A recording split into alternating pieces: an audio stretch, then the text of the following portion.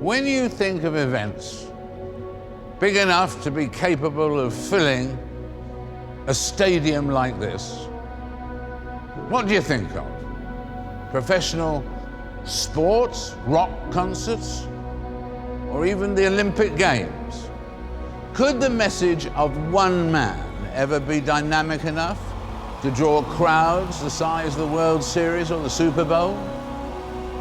Could one messenger of hope draw capacity crowds into facilities meant mainly for entertainment, just to hear a message of faith, night after night, year after year, decade after decade? Yes, sir. Take me to the cross. I can find my way home from there. He came out of nowhere. He was not born into a prominent family or thrust onto the universal stage like a political leader. He simply took his God-given talent and passion and proclaimed a message that inspired people all over the world. When huge, high-dollar events couldn't fill a stadium like this, you could always rely on the message of one man to provide a standing room only crowd: Billy Graham. He had conquered the grave, and because he lives, we can not only face tomorrow, but because he lives, I know that I shall not endure 1 minute in hell. I know that I'll never come under the judgment of God, even though I deserve it. Before he had any idea what his future might be, or any awareness that he might have a special mission, Billy Graham was living a typical farm boy's life in a small southern town.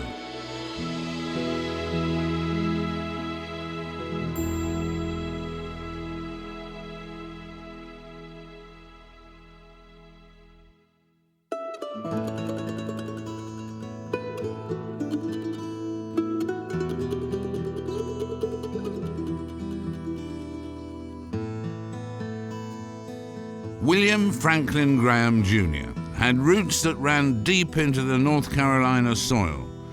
Both his grandfathers were veterans of the Civil War. His paternal grandfather purchased the land on which he grew up after that war, and farming became the way of life for several generations of Grahams. After picking beans all day, Morrow Graham gave birth to Billy Frank, as they would call him, around 4 p.m. in the afternoon in a downstairs bedroom of their frame house on November the 7th, 1918, just 4 days before the armistice that ended the First World War. Billy was the first of 4 children that would be born to Frank and Morrow Graham, and reared in the tranquil setting of the sprawling pastures and low hills of the family's dairy farm. We were very typical of country people. My brother, who is 5.5 years older than I, never took to farming.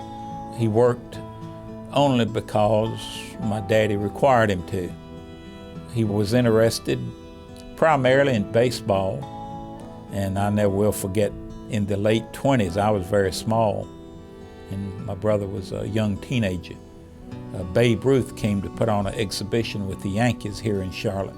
My daddy got a introduction with Babe Ruth and had let Billy shake his hand. And I don't think Billy ever forgot that.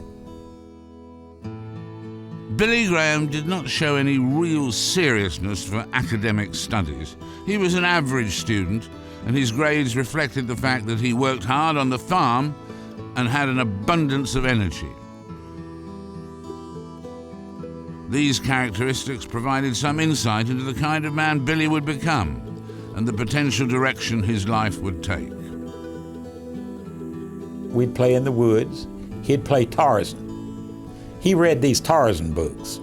We'd get out and cut an old grapevine and swing across a ravine or a branch or something, you know, and make out like we're swinging in the with the apes. The Grahams were members of the Associated Reformed Presbyterian Church in downtown Charlotte, and they attended regularly. Even though Billy's parents had limited education, Morrow Graham would read the Bible to the family in the evenings, and Frank Sr. would pray. However, this did not mean that Billy naturally enjoyed going to church. "I don't even remember not going to church," he said. "If I told my parents I didn't want to go, they would have wailed the tar out of me." Like it or not, Billy went every Sunday. By all appearances, Billy Graham was just like any other boy his age, but there was something about Graham that separated him from the rest of his peers. He had a gift that even he did not recognize.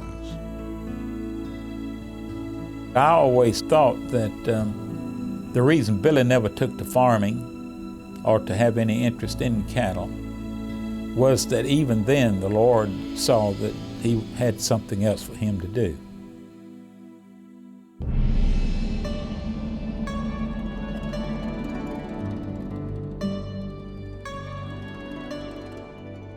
In 1920, in Qinyang, China, Ruth Bell was born to Dr. and Mrs. Nelson Bell, the second of 4 children. The Bells had left their home in Virginia 4 years earlier and went to China to work as medical missionaries. Dr. Bell became the chief of surgery and superintendent of a large Presbyterian mission hospital located 150 miles east of Shanghai. Ruth's otherwise idyllic childhood was surrounded by dangers from marauding bandits and communist rebels trying to topple Chiang Kai-shek, by monsoons, sandstorms, and epidemics that would decimate villages. However, China was home, and these tribulations created strength of character and planted the seeds in her heart to become a missionary. In those days, Charlotte, North Carolina had a reputation for being a leading church-going city, with itinerant evangelists traveling there to preach. A wooden structure had been erected on property at the edge of town that would seat 5,000 people for popular evangelists like Billy Sunday and Mordecai Ham to hold meetings for weeks at a time. When Mordecai Ham came to Charlotte, Graham was reluctant to attend. He said, "Everything I heard or read about him made me feel antagonistic towards the whole affair. It sounded like a religious circus." It wasn't until good friend Albert McMakin invited him and his friends, brothers Grady and T.W. Wilson, to go to hear Ham that Billy showed any interest in the revival. Graham was especially moved by Ham's description of sin and rebellion and felt that Ham was pointing right at him. Graham couldn't escape the conviction, so at the invitation he went forward and accepted Christ. Grady Wilson also went forward, and their lives were then forever intertwined. The change in Billy from his experience at the Ham revival seemed to provide a purpose and a direction to his life that he had lacked. I went up to my room, not realizing what had happened really. Didn't feel any different. And I remember kneeling down. It was a full moonlight night, and I looked out across the woods and the fields, and I said, "Lord, I don't know what's happened. I don't know what this means, but whatever it means, I would appreciate your help."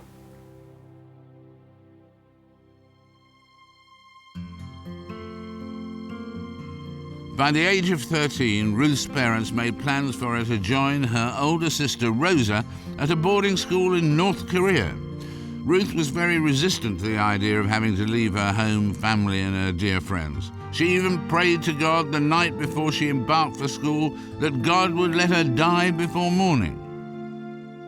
She wrote, "By 1937, I had my future securely planned. I would never marry. I would spend the rest of my life as a missionary in Tibet." She went on, but on July the 7th of that year, the Japanese attacked Chinese troops at the Marco Polo Bridge near Beijing, beginning the occupation of northern China. And while my father prepared for war, my mother prepared me for college in the United States. I argued that all I needed was a utilitarian knowledge of Tibetan and the Bible.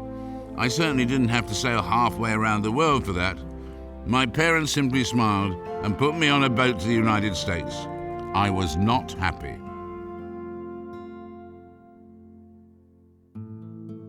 The first summer out of high school, Billy and Grady Wilson sold Fuller brushes together.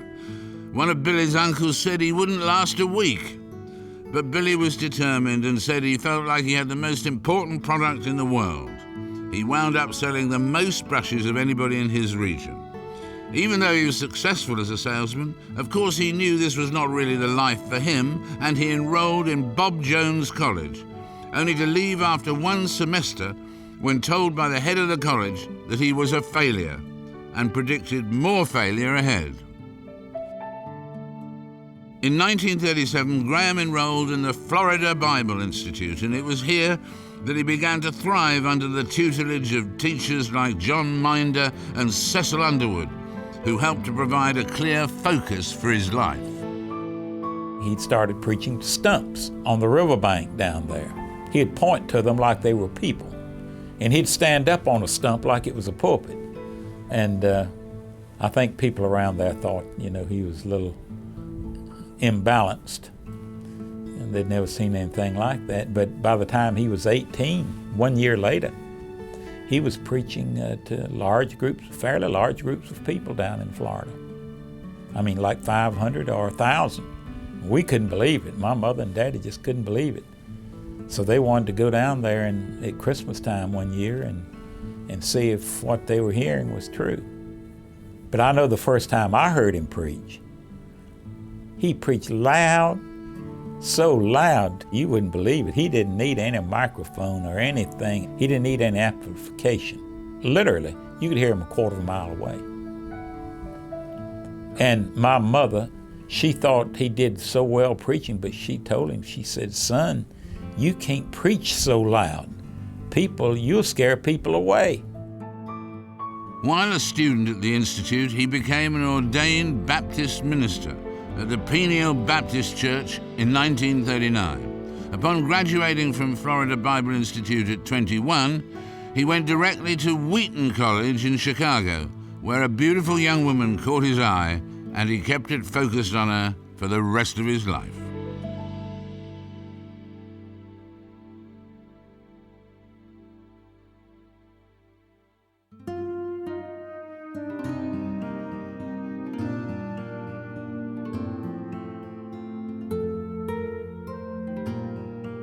When we were first introduced at Wheaton, he was carrying a load of furniture. May I add, I think that's the last stick of furniture he's ever carried. Billy Graham was a determined man, set on a path to be an evangelist. I passed him on the steps of Blanchard Hall. He was going down and I was going up. And my impression was, as a young man in a hurry, didn't think much more of it. Ruth Bell was equally clear-headed about her own life. Becoming a missionary in Tibet was her sole focus. In spite of an instant and mutual attraction for one another, almost from the moment they met, both Graham and Bell remained dedicated to those separate futures. I was frightened to death to ever ask her for a date, but I finally worked up enough courage to ask her to go at Christmas time to the Messiah that they were going to have in the chapel.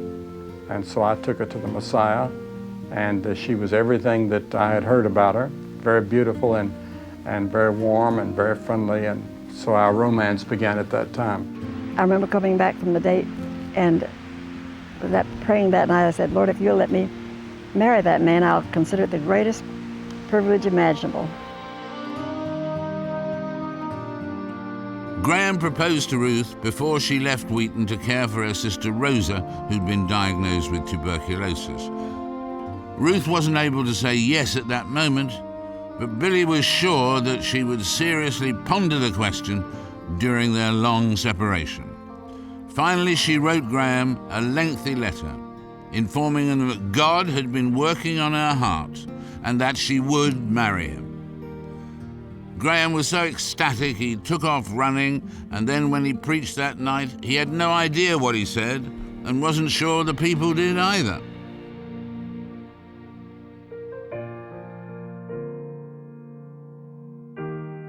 After they graduated from Wheaton, they were married August 13th, 1943 in Montreat, North Carolina, where Ruth's parents had settled after leaving China before the communists took over.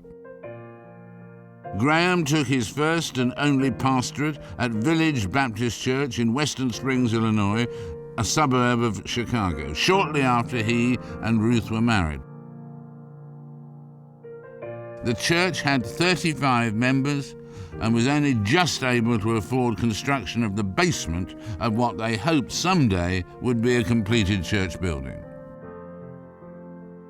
It was while Graham was the pastor in Western Springs that Torrey Johnson, a preacher of a large church in Chicago and main speaker on 2 radio programs, offered Graham the opportunity to take over Songs in the Night.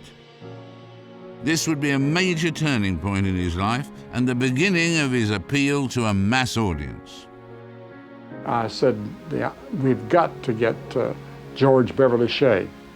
And they said, oh, you couldn't get an appointment with him. Said, he's wanted by everybody. He's the best singer probably in the country. I went into Chicago, and the secretary there said I couldn't see him, I couldn't get an appointment, but I saw him through a glass door, and I just went over there and opened the door and walked in.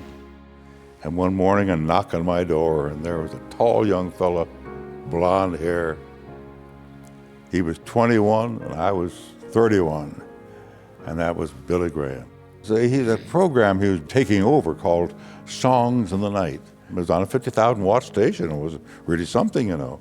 And he was on that for the year and a half he was pastor there. Shea accepted Graham's offer to be part of Songs in the Night, and the first programs were broadcast from the aforementioned Western Springs church basement.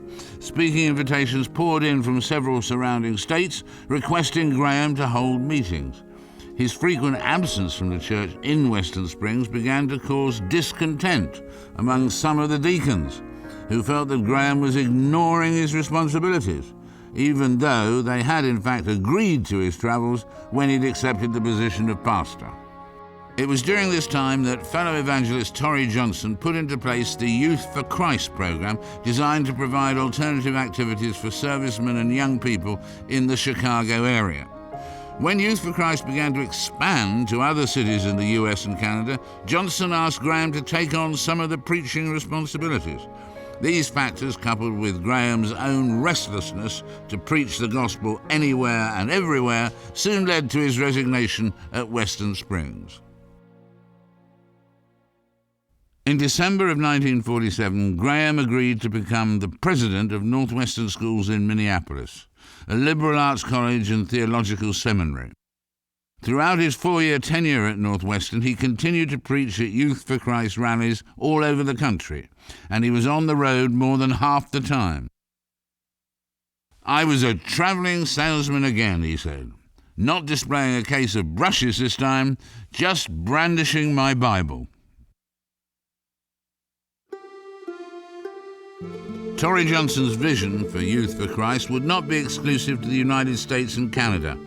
He had a vision to make Youth for Christ an international evangelistic movement among young people, and for Graham to spearhead the organization by becoming its first full-time evangelist.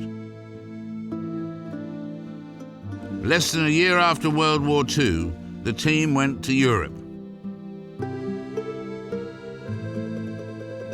It was a perfect time to go.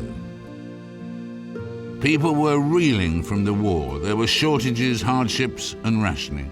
Food was scarce and so many people were hungry, not just for something to satisfy their empty stomachs, but for something to satisfy their empty souls. The need was so great they split up in teams, traveling throughout the British Isles and Europe, holding 3 or 4 meetings a day in churches, movie houses, and public halls, anywhere a crowd could gather. There was another, more personal kind of suffering that Graham was experiencing at this time, which was the separations from Ruth. Even though they both knew this was part of their life, that they'd chosen and agreed to it, the pain of extended separation still took its toll. Ruth wrote in Footprints of a Pilgrim, "To keep me company, I used to sleep with Bill's tweed jacket when he was away." Graham traveled 200,000 miles in that first year with Youth for Christ, beginning a lifetime of frequent trips that would keep him away from home. Since he would be gone most of the time, Billy and Ruth decided it would be best if she moved near her parents in Montreat, North Carolina, where they had settled after leaving China. This would provide comfort and stability for Ruth during Graham's long absences, crisscrossing the country and holding rally after rally. In fact, Graham finally held one in Asheville, North Carolina, just a short drive from Montreat. The song leader originally scheduled was absent. It just so happened that a young man from California, traveling through North Carolina on his honeymoon, was in the audience. And when Graham found out he could lead congregational singing, he asked to meet him. That chance introduction started a lifelong ministry together. We were staying in the home of some friends, and he asked us if we'd like to go hear a young man speak at a youth rally. When we pulled up to the conference grounds, the director of the conference met my friend whose home we were staying and said, we've got a little problem tonight. We're ready to begin the service, but we don't have anybody to lead the singing. And my friend turned and he looked at me and he said, you'll be happy to help, won't you? And Billy, standing there with a big smile, said, come on, Cliff, we won't be choosy, let's go. It was shortly after that we went to Winona Lake, Indiana, and the Youth for Christ International was formed, and they asked us if we would join with them a short time afterwards, and we've been together ever since. After his first brief trip to England, Graham had felt such empathy for her people that he'd prayed about returning to help lead a revival there. Youth for Christ could not sponsor a return trip so quickly, so Graham had to raise the support himself at home. He asked Cliff Barrows and his wife Billy to join he and Ruth on the trip.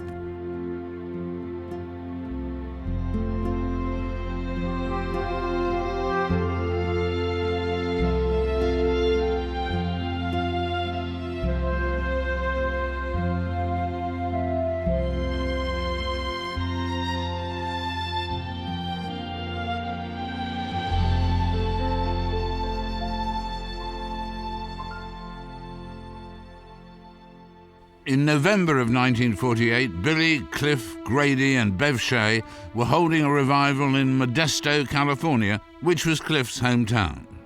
Bill mentioned to us, we know that evangelists in the past have run into difficulties and have stumbled along the way and have gotten involved in things that have brought disrepute to the cause of Christ. And he said, let's go to our rooms and let's think about experiences we've heard about and things that we know have taken place, and let's write these down and come back and we'll share them and ask God to guard us from making those mistakes. The list they compiled contained just 4 items. The first dealt with money. Too many evangelists had an Elmer Gantry approach for giving an emotional appeal, trying to wring as much money out of a crowd as possible, giving all traveling evangelists a bad name. They decided that there needed to be accountability for all finances, and they formed an independent committee to handle all financial matters. Secondly, they would never allow themselves to be alone with another woman other than their wives. That would protect them both from temptation and from the media.